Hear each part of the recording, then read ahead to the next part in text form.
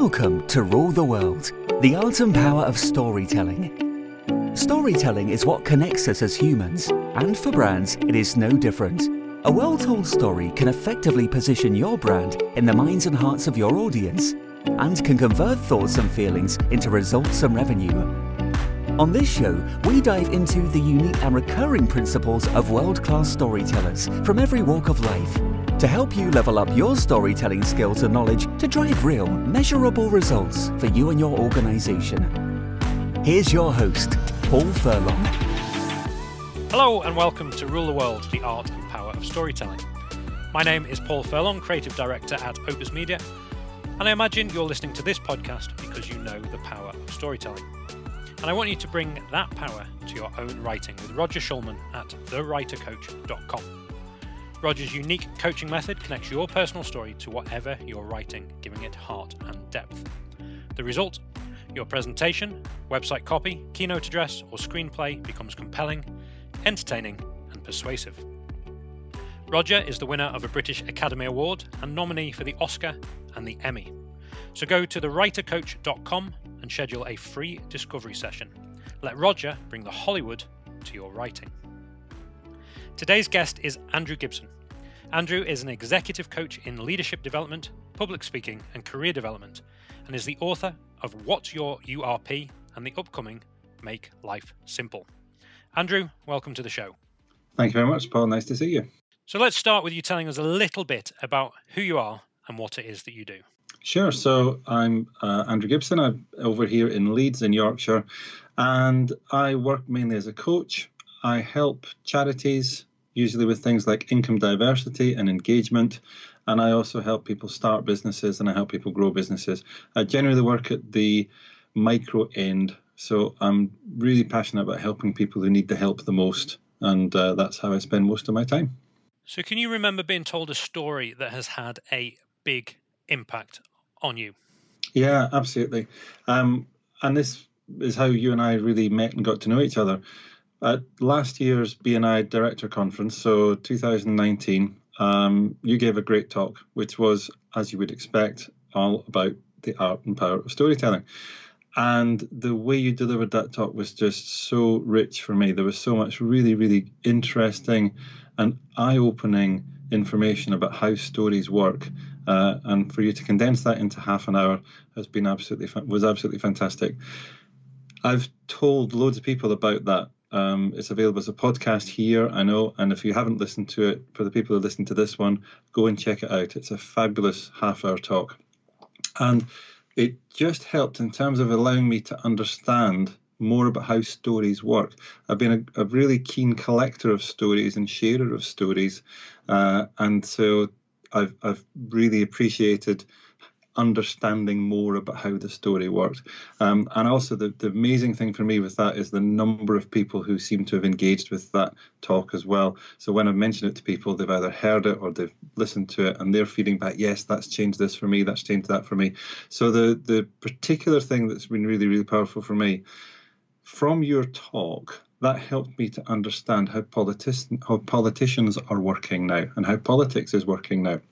And in particular, if you look at three successful campaigns, Donald Trump's American presidential campaign, the Leave campaign in the UK Brexit referendum, and then most recently the 2019 UK general election, all three ran with a very short, very simple slogan, which, as you so beautifully described last year, was they're great stories in themselves.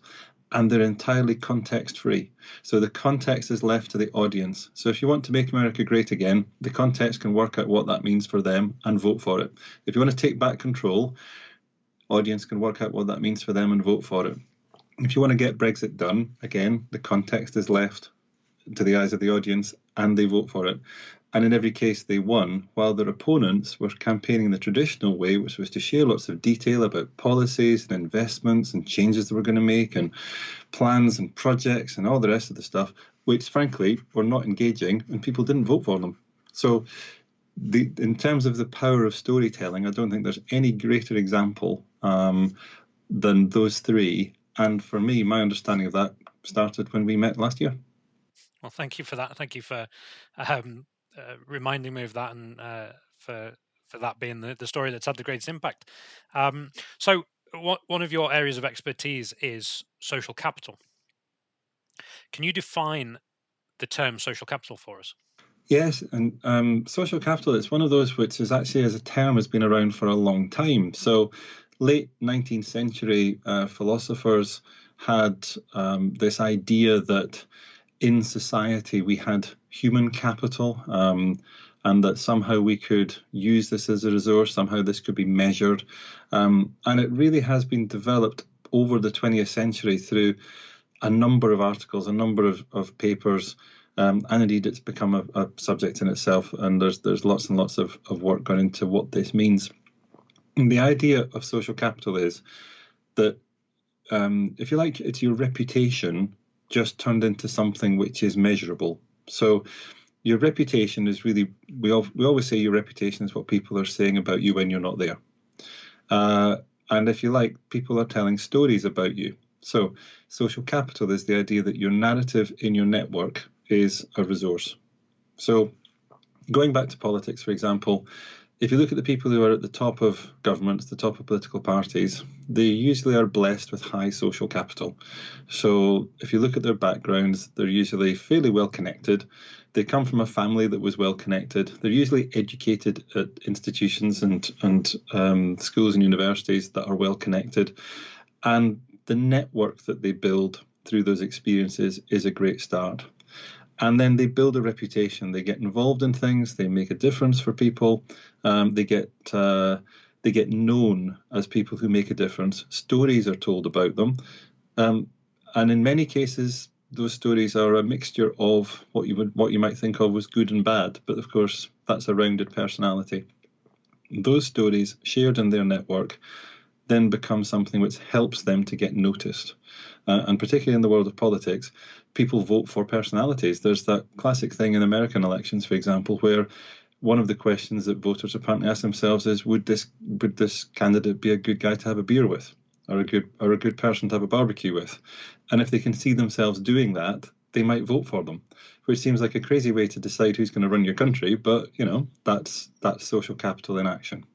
And so for business people, and maybe those who are not blessed with having attended Eton or being from a very wealthy background, what steps do we need to take to build our social capital from the ground up? Well, this is where, especially, we kind of put this in the category of, customer service. So, for example, we'll have departments, and large companies will have departments that deal with correspondence with customers, and they'll often deal with complaints. They'll often deal with challenges about the quality of service or the quality of product provided, and they'll have set procedures about how they look after these, and there'll be tiers of support that they can offer, and it's all scripted, and it's all done in a very kind of formal, cost controlling kind of a way.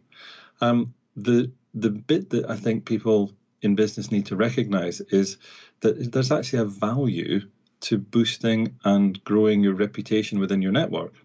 And if we think of some of the great companies out there, usually they're great because there are great stories about the customer service that they've offered. Yeah. So we also know lots and lots of companies where there's not so great stories out there, where their customer service is seen as poor. People tell those stories probably more quickly, more readily than they tell the stories about companies making a difference and actually doing things which are recognizably fantastic. So companies need to be aware of the impact that this has, and the impact is directly translatable in terms of how they engage with people, the difference that they're making for people. When things go well, the fact that they're consistently going well. When things go wrong, the fact that they make them go well really, really effectively and efficiently. It doesn't have to cost a lot of money, but if you're thinking about, well, what's my reputation going to look like after I've dealt with this issue, that's a really important thing. And we just need to look at, in the current circumstances, we're recording this podcast in the middle of the COVID-19 pandemic. The people who are making a difference at the moment are not the captains of industry so much. They're the people on the front line. And their reputation, their social capital is going through the roof.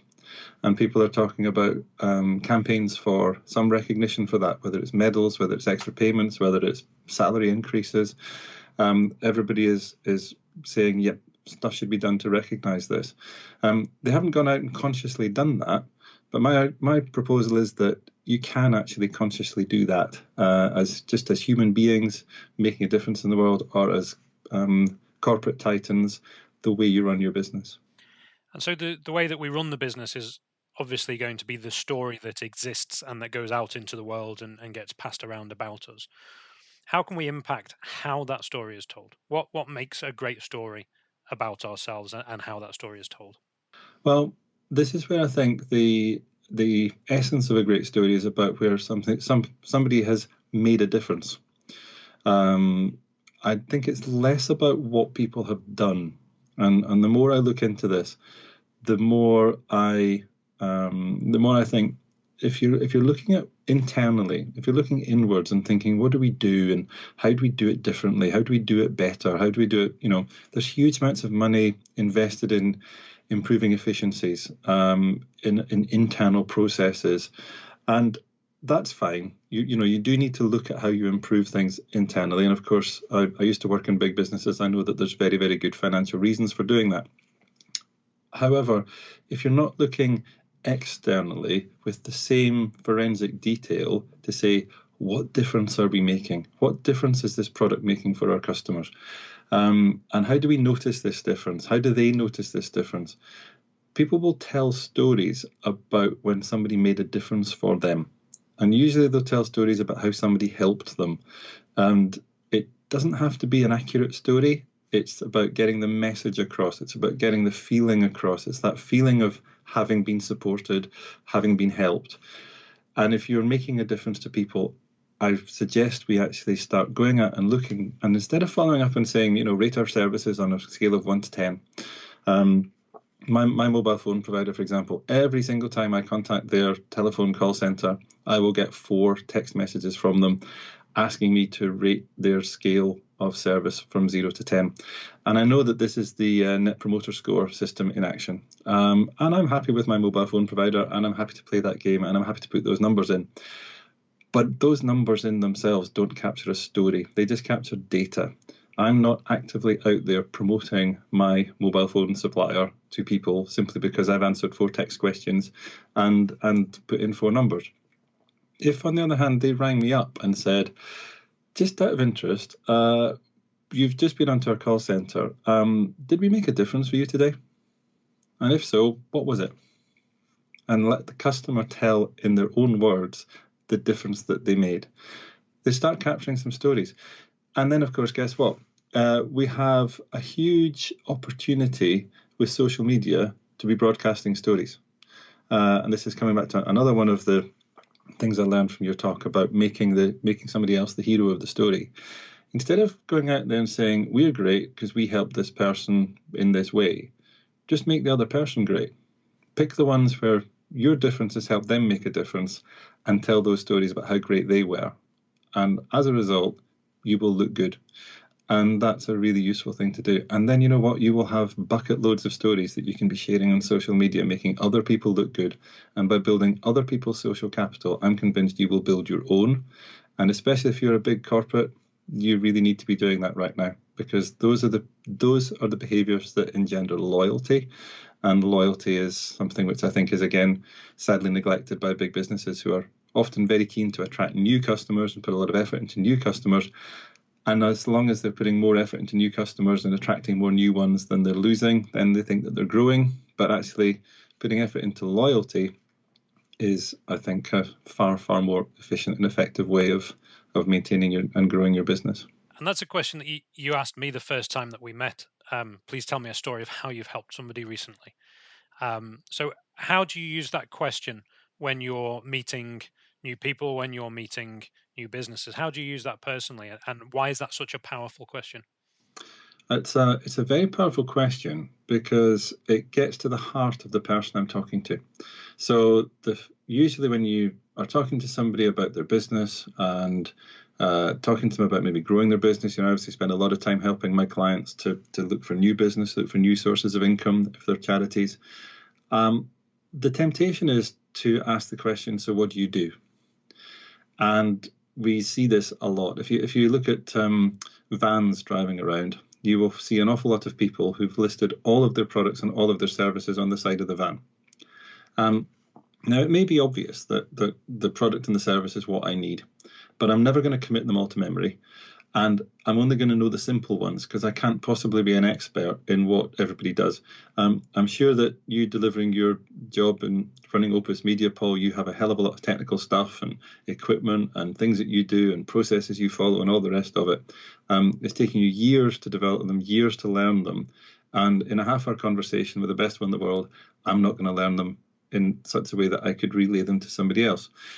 But if you told me a story of how you helped somebody, you give me an example of the type of people that you want to help. You'd give me a story that relates to making a difference for someone. If that difference was something which was of benefit, maybe I know some other people who might also want that benefit. Means I can introduce you, means I can be thinking of you when I meet somebody who has that need. And it also means that I've got something to follow up. So when I want to introduce you, I might say, okay, so I find an opportunity to help somebody by introducing them to you. And they say, oh, well, Paul, what does he do? And I can say, well, he runs this fantastic media company, marketing company, makes videos, does photography, does marketing, da da da da. And they go, yeah, I've already got one of them. If I tell a story, on the other hand, that chimes with them about you making a difference for somebody similar to them who had similar needs, they're quite likely to have a chat with you, even though they've got somebody else who maybe they know already and maybe they are already working with, because you're making a difference and they're thinking, the person I'm working with at the moment doesn't make that difference for me. I know, I'll chat to Paul and I'll see if I can have a conversation. So the story helps focus my direction of thinking about you into people you actually want to help, ways you can actually help them, and your core values come across in the stories that you tell as well, because you'll tell me a story that you're passionate about, and that will come across. And that can take 5-10 minutes. And of course, I can remember the story and get it wrong, and it doesn't actually matter. Whereas if I learn what you do and then try and tell people what you do, I might set you up to fail, because I then say, oh, Paul, let me introduce you. I've told them you're going to do this, this, and this. And you go, actually, that's not what I'm going to do. And now you've got to roll this back to something that you do want to do, and I've set you up to fail. And the probably the simplest and also the worst example of this is when people, when they're talking about what they do, also talk about the price. If they talk about how much they charge. So we've all seen it. People will be out there saying, introductory session, £99, for example. So I now go out and I want to introduce somebody and I say, oh, they're great. And guess what? Their introductory session's only £99. And then, oh, that sounds like a bargain. Brilliant. I'll talk to them. I make the introduction. And my friend who does the introductory session says, hang on a minute, these guys need way more than an introductory session. I can't possibly help them with that. Oh, well, I've told them that's what you're going to do. And hey, guess what? I've told them you're going to charge £99. Now what are you going to do? So how do you get from there to a proper introduction? For me, it's all about sharing stories. I don't have to go into detail. And when they ask me to go into detail, I can genuinely say, you know what? Paul's the expert. Let me put you guys in touch and he'll tell you all about it. And then I can get you in at the start of the conversation. It's up to you how you then develop that relationship further. But your story will help me find people who need your help, make that introduction, and then reinforce the introduction with the story about how you help somebody else. It's really simple, and we do it all the time. And I think this is a resource that we can actually develop for ourselves if we focus the stories on how we made a difference for people who we really care about making a difference for, and we look for where others are making a difference as well. So how do we go about developing this resource? So you've talked about the mobile phone company asking for the score and creating the net promoter score, and it would be better if they just rang you up and asked you a question. So great, ask our clients the difference that we've made for them so that we can share that with others on social media and directly with people who might want to introduce us. But how do we then go about developing that story? How do we put that story together to make it a good story that sticks when we want to share it with those who are willing to listen? Well, so here's the fascinating thing, because I'm not convinced that we can take a story and actually do stuff to it and make it stick. Okay. So, for example, the Captain Tom, was it Peters or Parker? I'm trying to remember his name. Who's just been wonderfully 99 years old, doing laps of his garden. He's raised £28 million last time we looked for NHS charities. I know for a fact, because I saw it on our local regional BBC news programme last night, there have been other military men, retired, and women, retired, doing similar endurance feats around their back garden or in their local area. And those guys have raised hundreds of pounds. Captain Tom caught the mood, caught caught the nation, if you like, and everybody piled in and supported him. And what an amazing job. Fantastic. But what he did was no different to what others were doing. For some reason, it caught the mood. So and the people that caught the mood were the people who wanted to tell his story. So the people who started talking about it, the people who started promoting it on social media, then it was picked up by the traditional media, then it's picked up by the television, then it's gone global, and before you know it, his story is out there, and loads of people are then engaging with it, and it's amazing, and he's raised lots of money. There will be other people who have done the same or more. For whatever reason, it's not been engaged with quite the same way. So I think the thing for me is we need to be capturing the stories and not really worrying about turning them into things which then make a difference for us. Okay? If we go out with a genuine, heartfelt, I'm just going to boost this other person's social capital. I'm going to make a difference for them today by sharing the story of how they made a difference for someone else. Do it consistently, and your reputation will build. And some of those stories might just take off, but all of them will feed your narrative, because your narrative is how your story develops over time. They'll feed your narrative of being a useful company, makes a difference, that's always looking out for others, that's happy to help others, and so on. And this stuff doesn't cost you huge amounts of money.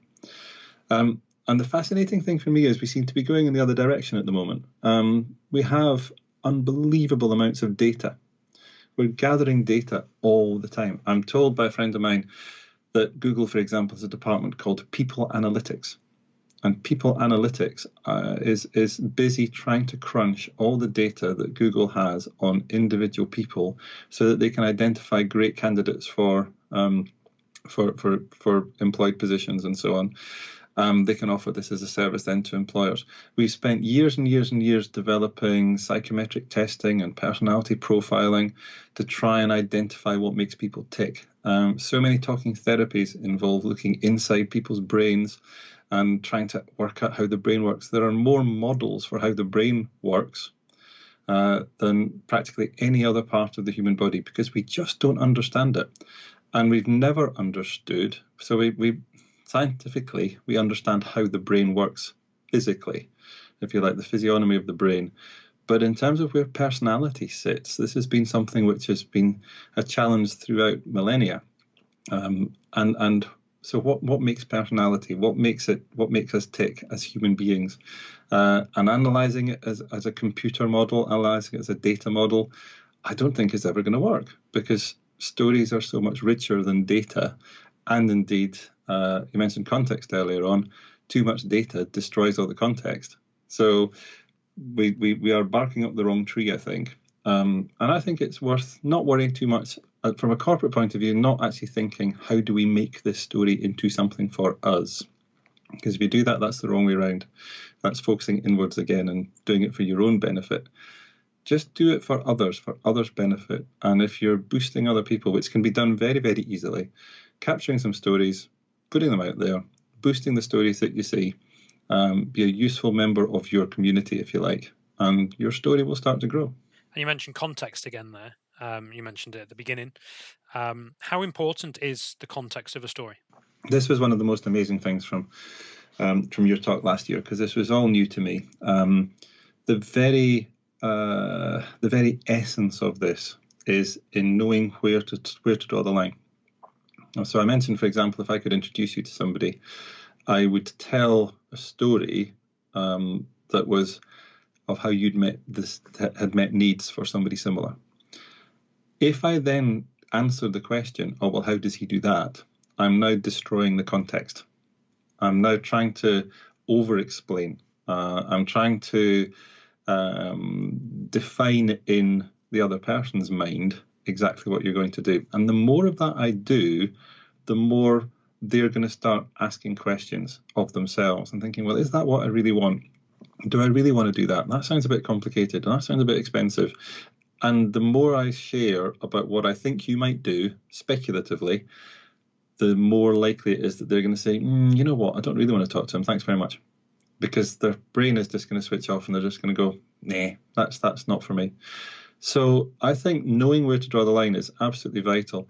And this is where, again, coming back to the recent political successes, it was fascinating to see the 2019 UK general election, because for those of us who are kind of political nerds, there was a lot of criticism of the Conservative Party manifesto for being quite short and being short of detail.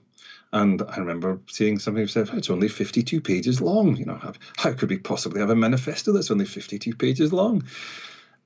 They won with a thumping majority because the people who were voting for them just wanted to get Brexit done. That's it.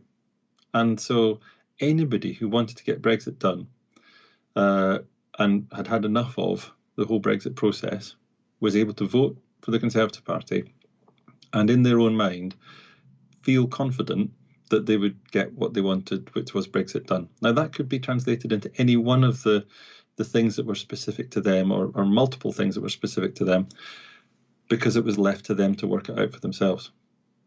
And the Conservative Party made no attempt to explain what getting Brexit done actually meant. And fair enough, that's their right, that's their prerogative. But of course, it meant then that people could vote for them without worrying, without asking too many questions of, well, what if? So I think leaving context actually gives people certainty. Now, the interesting thing from a political point of view is whether or not this will come to pass as the time when politicians started over-promising and under-delivering. Because when they actually come to deliver what they say they're going to deliver, I do wonder if we're going to have a lot of voters going, hang on a minute, that wasn't what I really wanted. And so there's a danger that you can leave the context too open, and I think it would be interesting to see how the political world develops in that direction right now. But from a corporate point of view, from a business point of view, if we're going too far into the detail of what we do and how we do it, I think we set ourselves up to fail. We start putting barriers in place. I'm sure we've all had it. You and I have been in business for a little while now, and I'm sure we've both had it in the early years when a client wants the full details of what we're going to do, and you diligently go away and you write a proposal with full details of what you're going to do, and then they come back and go, we don't really want that, thanks. And you think, but that's a wonderful piece of work, and I've spent days on that, and look at all the detail. And actually, they don't really want to know all the detail because that's your world. What they want to know is the difference that you're going to make for them after you've done your thing. And if the proposal says, here's the difference that we're going to make, here's how you and I have agreed you're going to value this, you're going to measure this, here's pretty much top level what we're going to have to do, how long it's going to take, and here's the price. Then they can decide whether they can afford it or not.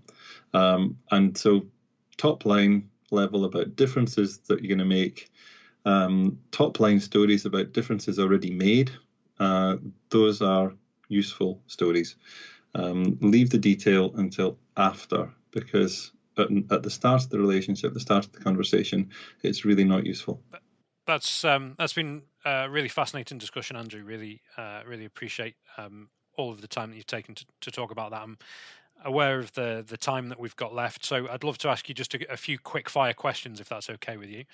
So who do you think of when you hear the word story, and why do you think of that person?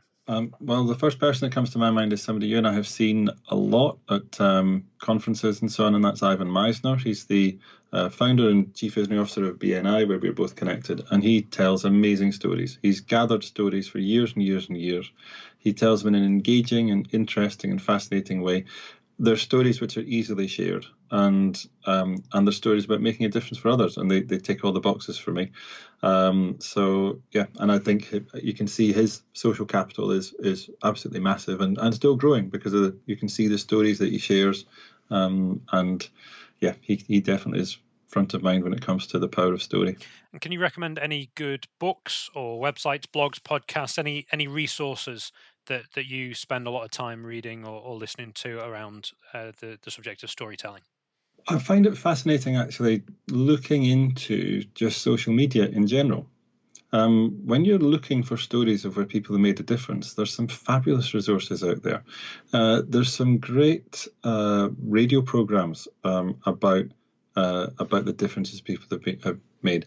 If you listen to, for example, The Untold with Grace Dent on Radio 4, some fantastic stories about people in communities that we'd never otherwise get any kind of exposure, and they make brilliant stories. And as half-hour episodes, they're very well worth checking out. But yeah, if you're on social media, have a look for where people are making a difference. Have a look for the stories about the good in the world. Have a look for the stories about what's working well, and you'll find some amazing resources if you tune in to look for those things.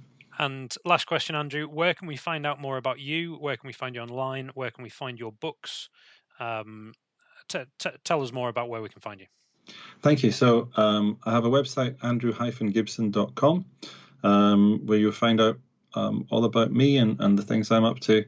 In terms of the books, What's Your URP is available on Amazon globally, and Make Life Simple will be available on Amazon very soon. I'm just about to send my final draft to the publisher, so that's very, very exciting for me, and hopefully very exciting for Rick Armstrong, my publisher, as well.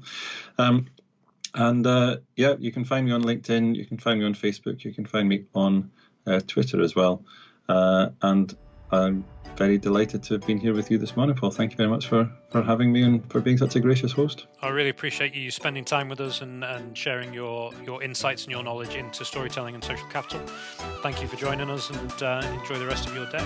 Thank you very much, Paul. It's been a real pleasure. Thank you for joining us for this episode of Rule the World. Be sure to rate, review and subscribe to the show, and visit weareopusmedia.com for more resources based on today's topic, as well as access to more episodes that will help you develop your storytelling abilities. That's weareopusmedia.com. Thank you, and see you next time.